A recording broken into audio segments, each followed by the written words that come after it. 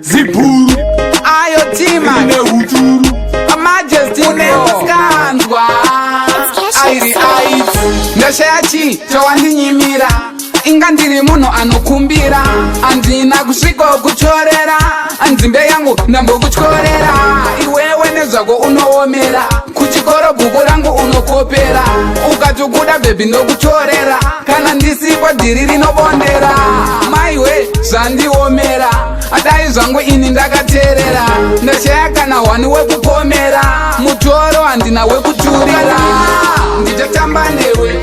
ukandinyima ndichafamba newe usataure neni handichataura newe inini ndiri zibhura nakuita sewe ukandinyima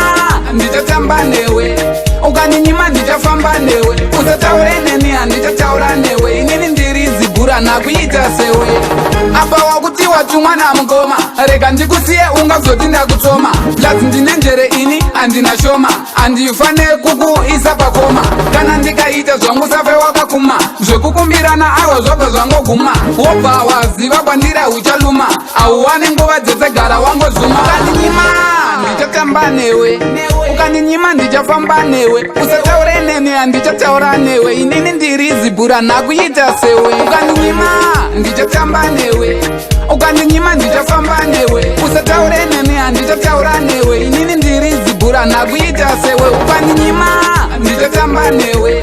ukandinyima ndichafamba newe usataure neni handichataura newe inini ndiri zibhura nakuita sewe ndashaya chi chawandinyimira inga ndiri munhu anokumbira handina kusvika kuchorera nzimbe yangu ndambokuchorera iwewe nezvako unoomera kuchikoro bhuku rangu unokopera ukati kuda bhebhi ndokuchorera kana ndisipo dhiri rinobondera maiwe zvandiomera adai zvangu ini ndakateerera ndashaya kana hwani wekupomera mutoro handina wekuturira ndichatamba newe ukandinyima ndichafamba newe usataure neni handichataura newe inini ndiri zibhura nakuita sewe ukandinyima ndichatamba newe ukandinyima ndichafamba newe usataure neni handichataura newe inini ndiri zibhura nakuita sewe